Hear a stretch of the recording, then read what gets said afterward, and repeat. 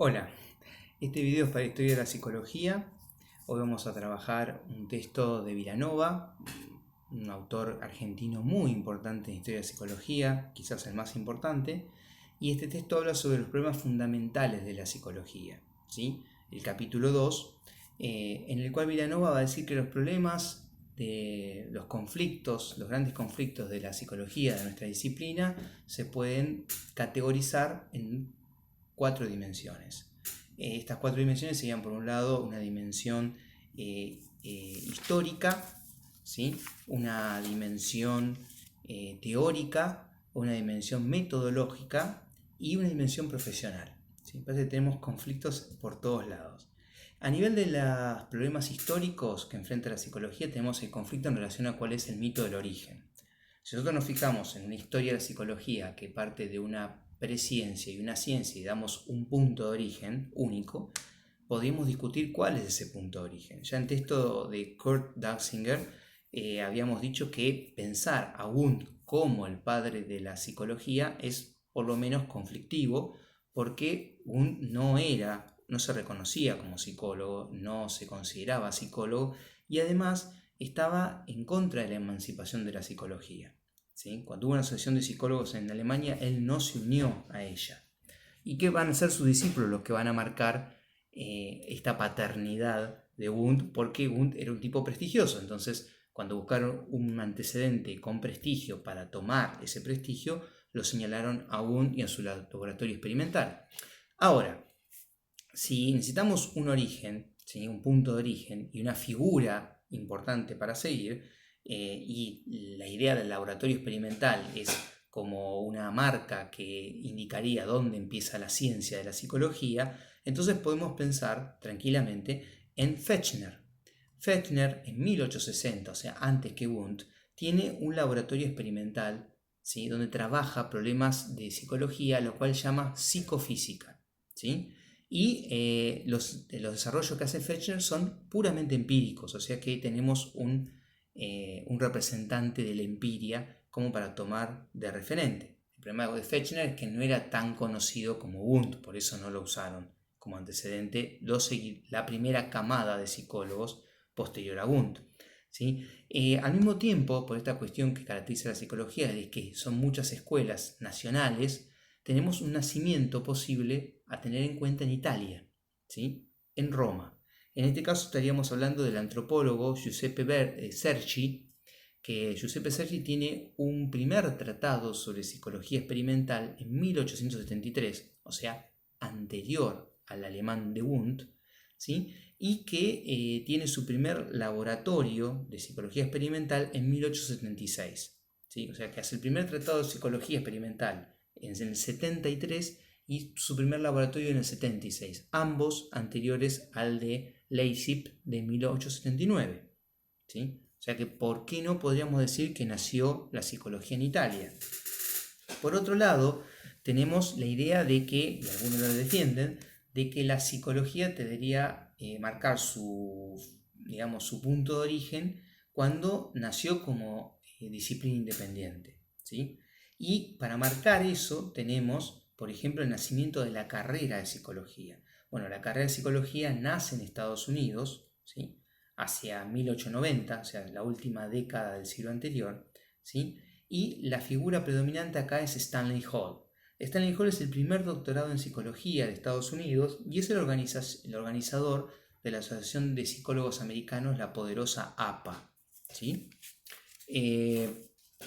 También tenemos hacia 1824, o sea, muy anterior a Wundt, la idea de autonomía de la psicología, el primer teórico que defiende la autonomía de la psicología como una disciplina separada de la filosofía, separada de la psicofísica, de la fisiología, perdón, es Herbart.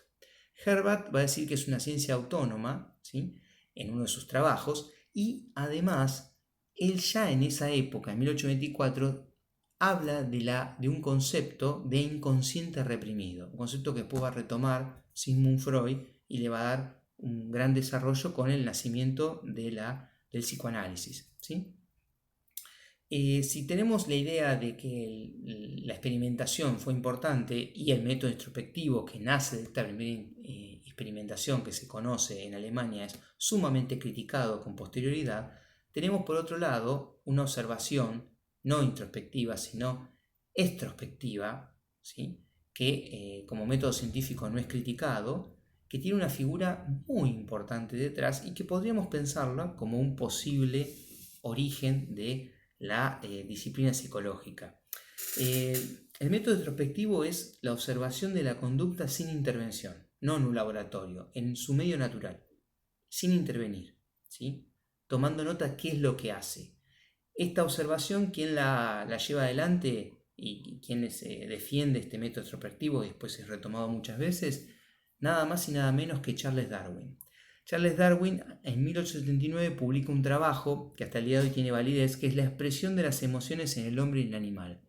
Hoy, cuando se trabaja sobre la emoción en psicología, se sigue citando este primer trabajo de Darwin, que después retomado por otros investigadores más contemporáneos como Ekman, sobre el valor evolutivo y adaptativo de las emociones humanas, ¿no? Por ejemplo, la emoción del miedo, su valor adaptativo. O sea, ¿para qué sirven? Para alertarnos del peligro y permitirnos sobrevivir, para asegurar nuestra supervivencia.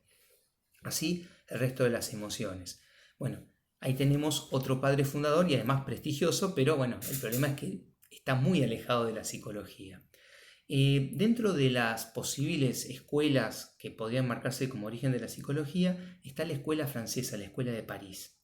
Y esta tiene una tradición medicalista. La escuela francesa de psicología es una escuela medicalista, o sea que tiene relación con la salud y con lo médico. En este caso la figura importante se llama Ribot. Y Ribot va a trabajar y va a investigar con un tal Charcot. ¿Por qué nos interesa esto? Porque Charcot tuvo dos discípulos, con los cuales en algún momento teóricamente confrontó, muchos más famosos que él, un tal Breuer y un tal Sigmund Freud. Breuer y Freud hacen un tiempo de residencia en la clínica de Charcot donde estudiaba epilépticas e histéricas. Esa era la población de enfermos mentales con la que Charcot trabajaba. Y va a hacer los estudios que hacen Breuer y Sigmund Freud sobre la diferencia entre histeria y epilepsia, que van a inaugurar los desarrollos sobre el psicoanálisis, ¿sí? Sigmund Freud se acerca al psicoanálisis estudiando estas diferencias, ¿sí?, entre epilepsia e histeria y llega a la idea de una diferencia que no es, que la histeria no se trataba de una enfermedad, de una lesión imposible de aislar, como va a decir Charcot, a nivel del sistema nervioso, sino de un problema mental, ¿sí? Entonces, la psicogenie de la histeria. Con esto, Sigmund Freud se separa de Charcot e inicia los desarrollos sobre lo que después se va a llamar psicoanálisis, ¿no?, investigando la histeria, y lo hace con Charcot. Así que esta escuela francesa de la psicología, la verdad, ha tenido una influencia muy importante en la psicología a nivel mundial, especialmente en Argentina, ¿sí? Ellos plantean que Ribot plantea que es muy importante estudiar la desestructuración del psiquismo, cómo el psiquismo se degrada para entender cuál es la estructura normal, ¿sí? De ahí la importancia de estudiar la enfermedad mental, cosa que hasta ese momento no se hacía, ¿sí? Vilanova, ¿qué es lo que va a decir el autor, el que presenta este problema? Va a decir que reducir la psicología a un punto de nacimiento, a uno único, es por lo menos estéril, ¿sí? Que en todo caso lo que tenemos que pensar es en una empresa plural, como que la psicología nace en muchos lugares y que va a estar condicionada en cada uno de sus lugares de nacimiento por factores de época, el Zeitgeist, culturales, ¿sí?, y políticos, como por ejemplo la influencia de la política y la economía en el nacimiento del conductismo en Estados Unidos, que hablamos ya con Kurt Dassinger. Que hay un amplísimo campo de saberes y de praxis nacidas de estos saberes, de prácticas, de ejercicios de la psicología nacido de esta variedad de saberes, y que no hay que recortar eso a un único nacimiento porque hay parte de la psicología que no tiene nada que ver con el laboratorio experimental, ya sea de Wundt o de Sergi o de Fechner. Por otro lado, vamos a decir que tenemos problemas teóricos o conflictos teóricos en la psicología. Eso es una de las cosas que más llaman la atención a otras ciencias en relación a la psicología, es las diferencias internas, ¿sí? La psicología se caracteriza por una escolástica, o sea, hay muchas escuelas de psicología que usan diferentes métodos, que tienen algunos puntos en común y otros diferentes en relación al objeto de estudio, y que han tenido líneas teóricas a veces muy divergentes. A esto lo que va a decir Vilanova es que no se trata de una ciencia inmadura, sino de una ciencia viva, en ebullición y en expansión. Que ahí donde se piensa digamos, en una debilidad de la psicología, en realidad hay que pensar en una fortaleza, ¿sí? Lo que sí es un problema, y un problema difícil de resolver a nivel teórico, es cómo unir los desarrollos de la psicología de tinte social con aquella que tiene una base más biológica. Así que hay una articulación muy difícil de lograr ahí, y que eso es un problema teórico a resolver por la misma ciencia. Y hay factores que influyen en esta divergencia teórica que tienen que ver con el carácter nacional de la psicología. O sea, la psicología argentina no tiene nada que ver con la psicología en otros lados, por ejemplo, su desarrollo.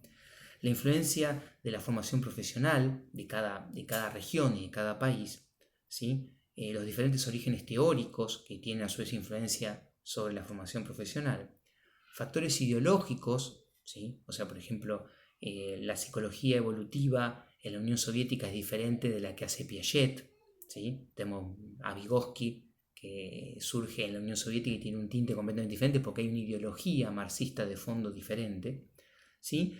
Y disciplinas vecinas con las cuales hay intercambio. Por ejemplo, la primera revolución cognitiva va a tener que ver con el desarrollo de la cibernética, ¿sí? Y de la informática. Hoy por hoy podemos decir que la informática sigue teniendo una gran influencia sobre diferentes desarrollos de la psicología. Por ejemplo, hay otras, ¿sí? Después va a decir que, Vilanova va a decir que todo esto lo que lleva es a una incomodidad intelectual en la psicología, ¿sí? O sea, el estudioso de la psicología, el investigador en psicología, siempre está como medio incómodo en relación a que no hay un único método, no hay un único objeto de estudio, ni una única línea teórica. Pero que eso es necesario en la actitud científica. La actitud científica no es una actitud de comodidad, sino de incomodidad, de ir a encontrar un saber nuevo, y para eso hay que arriesgarse, hay que investigar y hay que salir del lugar de confort a nivel teórico. Después tenemos problemas metodológicos. Vilanova va a marcar 3 problemas metodológicos más o menos importantes. Primero, una metodolatría. Es decir, hay que evitar la metodolatría, y es un problema de la psicología la idea de que el método es idolatrado, el método es el Dios. Entonces, ciertos objetos de estudios que no pueden ser abordados con mi método de estudio quedan por fuera, ¿sí? Entonces no hay un desafío en ese sentido, ¿sí? Cerrarse dentro de cierta línea teórica porque no podemos flexibilizar el método de estudio que tenemos. En muchas escuelas esto se da y termina generando un límite al desarrollo de esa ciencia, ¿sí? Un único método, un único objeto de estudio unido a este, sin flexibilidad.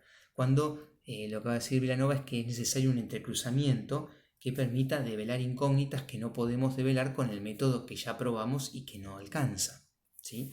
Habría que buscar otros. Y hay otros, pero si uno se casa con un método, terminás en esta encerrona. Después habla de un sincretismo teórico, ¿sí?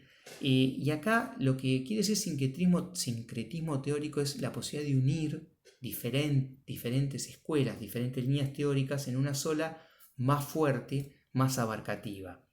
Dice que hay una concepción del psiquismo, ¿sí? Que es contradictorio, ¿sí? Entonces se hace muy difícil poder unir todas las partes de este sistema divergente en una sola línea teórica, ¿sí? Hay algunos autores como Tove Rall, que plantean la posibilidad de una unión de la psicología a partir de ciertos puntos en común, pero la verdad es que es bastante difícil. Es uno de los grandes conflictos de la psicología. Y otro requerimiento, otro problema a nivel teórico que tiene la psicología, es la posibilidad de articular aquello que viene de la biología, que es universal, ¿sí? O sea, los seres humanos, en tanto seres humanos, tienen una universalidad biológica, y lo que es cultural y de época, que va a variar en todos los lugares donde se encuentra el ser humano. En cada época y en cada lugar de la historia va a haber condiciones diferentes, ¿sí? Entonces el hombre europeo no es igual al hombre americano, no es igual al hombre africano, no es igual al hombre oriental. Las culturas son diferentes y las culturas a lo largo del tiempo también cambian. Entonces, ¿cómo hacemos para articular lo universal de lo biológico, eso que no cambia, con toda esta variedad de condiciones que va a tener que ver con el tiempo y con el lugar donde uno las vaya a buscar, ¿sí? Bien, para eso hace falta, va a decir Vilanova, una flexibilidad metodológica que realmente no encontramos mucho en la psicología. Después tenemos problemas a nivel profesional, porque no nos falta nada, ¿no? Tenemos de todos los colores y de todos los tamaños. También tenemos problemas a nivel profesional en la psicología. Por ejemplo, hay una diferenciación a todo color artificial, ¿sí?, entre lo que es la profesión y la investigación científica. A lo largo del desarrollo de la psicología se han ido diversificando lo que es la praxis, la profesión de la psicología, el trabajo en psicología y la investigación científica. Al punto que el investigador científico puede considerar, y muchas veces lo hace, al profesional como alguien mal preparado, que trabaja en una forma poco científica, y al que trabaja de profesional de la psicología, el que aplica los saberes y se encuentra con los desafíos que plantea la realidad a su saber, a que el investigador es demasiado meticuloso, que se detiene demasiado en detalles, cuando la praxis lo que necesita es soluciones, ¿sí? Desde la búsqueda y el encuentro de formas de solucionar, formas de contentar la demanda, ¿sí? Entonces cada vez hay una mayor brecha entre lo que se investiga y lo que se aplica, al punto de que muchas veces la praxis termina generando sus propios saberes no validados científicamente, lo cual genera otro nivel de conflicto, ¿no? Otro problema que marca Vilanova es la enorme matriculación en psicología, que es una característica de la psicología en todos lados. Hay una enorme matriculación. Lo va a decir, dice, a este paso, en 200 años va a haber más gente recibida de psicóloga que gente no psicóloga, ¿sí? Él hace esta proyección. Dice, si seguimos creciendo a esta velocidad, dice, no nos va a quedar otra que tener más psicólogos que gente para atender o gente no psicóloga. Bueno, él a su vez plantea de que por la diversificación de saberes y por la enorme matriculación y el constante desarrollo de las diferentes ramas de la psicología, es muy difícil que la disciplina sobreviva 200 años como disciplina única. Él dice lo que va a haber es como diferentes ramas que se van a desarrollar en forma independiente y que llegado a cierto lugar de desarrollo, a cierto punto de desarrollo, no se van a reconocer como parte de la psicología, ¿sí? No van a decir, tenemos un origen común que es la psicología, para nada, ¿sí? Simplemente se van a reconocer como independientes de este saber común. Por otro lado, tenemos lo que tiene que ver con la historia de la psicología como profesión, tanto en Europa como en Iberoamérica, y en Iberoamérica a nivel argentino. Y acá nos vamos a encontrar con diferencias también bastante importantes, ¿sí? Lo que tiene que ver con lo profesional en este lugar. Va a decir que si la profesión de la psicología nació en Estados Unidos y tuvo este nacimiento que habíamos hablado con Kurt Dassinger, marcado por una influencia muy importante de la industria, de los empresarios y de la política, y con esta necesidad de encontrar las leyes universales de la conducta, o sea, con una fuerte impronta del conductismo, después va a terminar, va a cambiar, va a evolucionar y va a llegar a Iberoamérica, ¿sí? Más tardíamente, ¿sí? La profesión como profesión llega a Europa mucho después que en Estados Unidos y también llega tardíamente a todo lo que es Iberoamérica, ¿sí? A la América que habla hispana, ¿sí? En Argentina podemos pensar en la llegada de la profesión de la psicología como profesión recién en 1956, o sea, bastante después, ¿no? No hace tanto. La psicología iberoamericana pasó por 3 ciclos, ¿sí?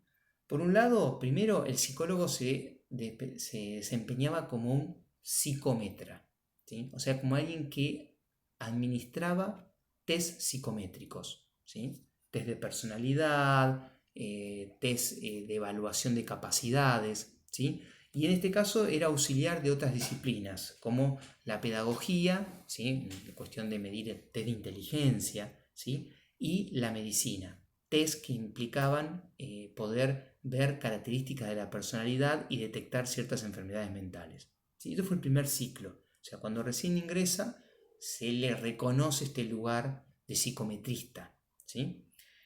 Después de la Segunda Guerra Mundial y por efecto de la enorme cantidad de gente que queda lastimada, lesionada y dañada en la Segunda Guerra Mundial, la psicología se orienta hacia por un lado, la orientación vocacional y por otro lado, la contención y la terapia. ¿Sí? Hay una exigencia de los gobiernos hacia la psicología de que genere una praxis psicoterapéutica para la enorme cantidad de pacientes que no solamente estaban dañados a nivel físico, sino también a nivel mental como efecto de la guerra, ¿sí? De la Gran Guerra.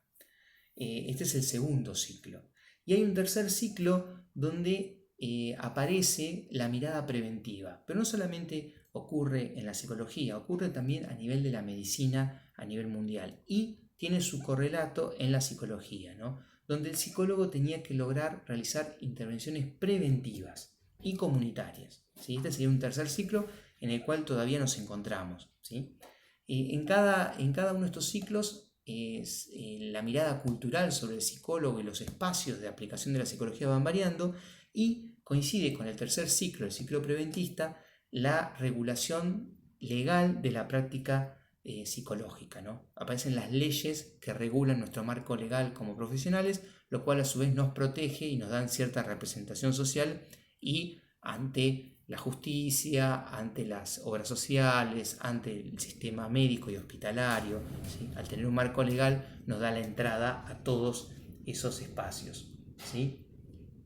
Bueno, lo que va a marcar también el autor es que tenemos que tener en cuenta que la capacitación en psicología va a variar, ¿sí? Es muy diferente en diferentes lugares y que va a estar atravesada por variables históricas y políticas. Por ejemplo, en el caso de Iberoamérica y particularmente en Argentina, va a tener mucho peso, ¿sí? La intervención de las dictaduras militares, donde hubo áreas de la psicología que fueron totalmente proscriptas, ¿sí? Y desaparecieron prácticamente y después con el advenimiento de la democracia se volvieron a instalar, pero perdieron no solamente recursos humanos imposibles de recuperar, sino también se perdieron décadas de desarrollo, ¿sí? Porque se las consideró subversivas, y otras pudieron, por sus características, por la forma en que se desarrollaban, desarrollarse en las catacumbas, ¿no? Continuar sus desarrollos teóricos de estudio en forma más individual, en forma más aislada, y entonces estas tuvieron más importancia al momento de salir de vuelta a la luz como prácticas. Pasó mucho con las escuelas psicoanalíticas que no fueron tan perseguidas como las que tenían de tinte social o comunitario, y que al momento de poder volver a la democracia y poder volver a hacerse trabajo académico y de enseñanza, se encontraban más desarrolladas y tenían más representantes con mucho más currículum, trabajo y prestigio, ¿no? Y esto va a tener un efecto muy importante sobre la impronta profesional del psicólogo argentino, ¿sí? El que ciertas áreas hayan tenido que desaparecer o emigrar y otras hayan podido desarrollarse en las sombras, ¿sí? Puede decir que el psicoanálisis, particularmente en Argentina, ¿sí? Tiene un enorme impacto en el ámbito clínico, ¿sí? Y eso hace que el ámbito clínico sea casi exclusivamente el más importante de desarrollo en la psicología argentina, como efecto de esta capacitación y del efecto político que hubo en el desarrollo de la psicología en nuestro país, y que va a eclipsar otras áreas que en otros países son muy importantes, como la psicología laboral o la psicología educacional, que no dejan de ser importantes en Argentina, pero no tienen ni punto de comparación con el desarrollo que tuvo la clínica, ¿sí? Bueno, con esto cierro los 4 problemas, los 4 conflictos que dimensiona Vilanova en este texto, problemas fundamentales de la psicología. Y en otro video vamos a trabajar con el texto de Goodwin, ¿sí? Y su entrevista. Bueno, seguimos en el próximo video. Hasta luego.